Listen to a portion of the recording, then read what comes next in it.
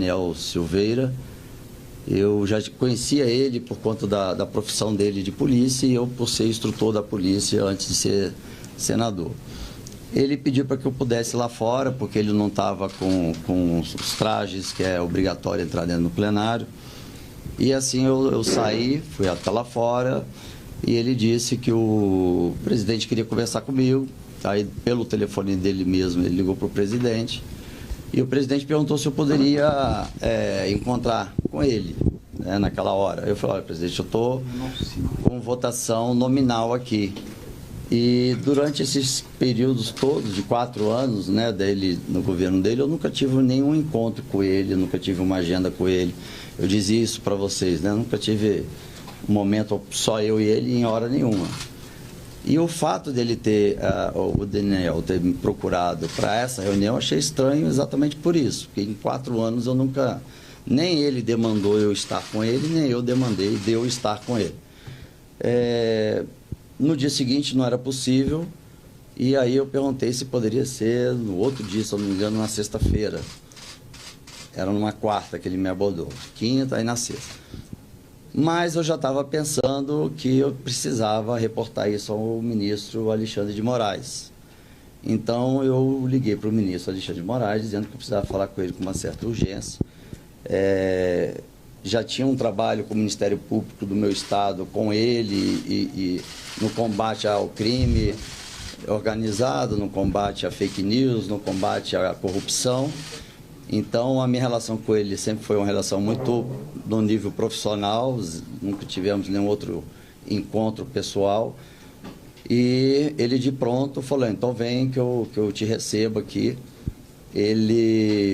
Encontrei com ele no Salão Branco, né?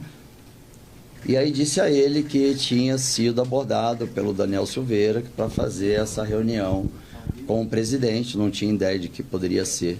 E perguntei ao ministro o que ele achava, se eu deveria ir ou não. E aí o ministro disse: vai, porque é bom saber, né? Quanto mais informação, melhor. Isso na área de inteligência é a base principal, é a informação, né? Então o ministro Alexandre falou: vai. E assim, então eu marquei no dia seguinte, foi na sexta-feira. Eu tinha um voo para Vitória no final da tarde.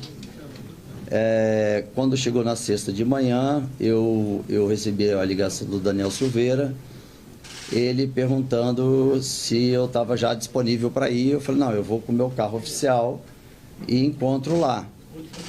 E foi quando ele disse: não, vamos nos encontrar no meio do caminho, que é importante você não entrar com o seu carro oficial. Aí, quando ele disse isso, eu já pensei que seria algo no setor mesmo, na área de inteligência, né?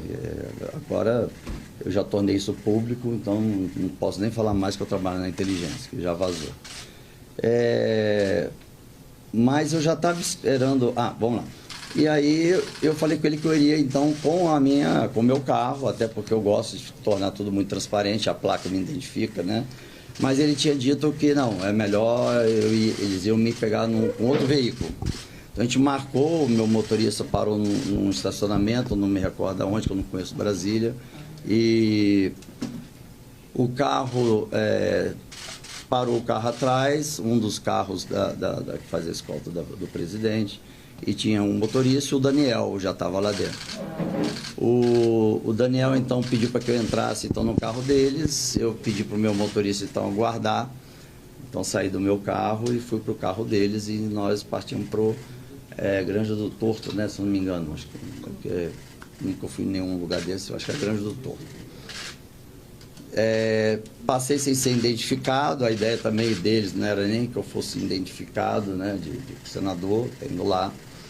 E para mim era alguma coisa voltada na área de inteligência e voltado à questão dos acampamentos em frente aos quartéis, né? Esse era o meu entendimento, seria alguma coisa nesse sentido.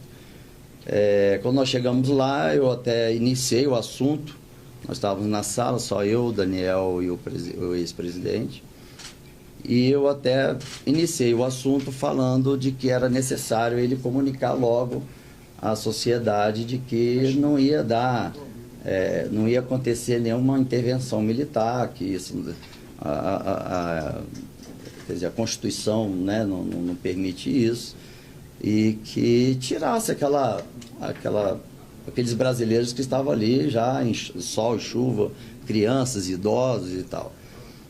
Mas ele falou para mim ele falou assim, senador, eu fico preocupado, qualquer movimento que eu faço, pode ser que o ministro Alexandre entenda que eu estou incentivando, ou que fui eu que dei a motivação para os brasileiros estarem ali, então eu prefiro não me envolver e tal. Eu falei, tá bom, então, mas eu acho que não é uma situação que eles estão lá, que se você puder falar, eles saem e bom. Mas ele não quis, exatamente por isso, de acharem que era ele que estava conduzindo alguma coisa nesse sentido e não era.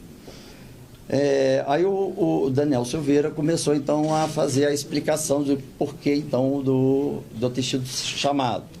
E aí ele falou, como você está tendo um acesso frequente com o ministro Alexandre de Moraes, eu achei estranho até ele ter essa informação, porque eu nunca tornei público, porque exatamente do trabalho de inteligência, a gente queria te passar uma missão que pode salvar o Brasil. Aí quando ele falou, pode salvar o Brasil, eu falei, pronto, é algo que é muito maior do que eu esperava e fiquei atento. E aí ele começou a explicar. A ideia seria, eles colocariam o equipamento de gravação, teria um veículo já próximo ao STF, captando o áudio, e eu nessa reunião com o ministro Alexandre, eu conduzindo para ele falar que em algum dos processos dele, ele ultrapassou a linha da Constituição. E aí eu disse de pronto que eu não iria fazer isso, né? Não iria fazer esse tipo de ação, porque eu falei, olha, presidente, e Daniel, isso é ilegal. Para fazer isso, para gravação, você tem que ter autorização do juiz, porque ele não pode nem... Ele tem até o direito de nem escutar, né? E eu não vou me envolver nisso. Algo que possa ser na linha não da legalidade. Mas eles disseram que... O Daniel, desculpa, não é eles não. Daniel, o presidente estava escutando junto comigo ao mesmo tempo que o Daniel falava. E aí o Daniel falou assim, não, mas aí nós vamos... Já tem uma equipe que já estaria preparada para poder ir para a mão de não sei quem, que tornaria a gravação de uma forma como se iria ser legalizado.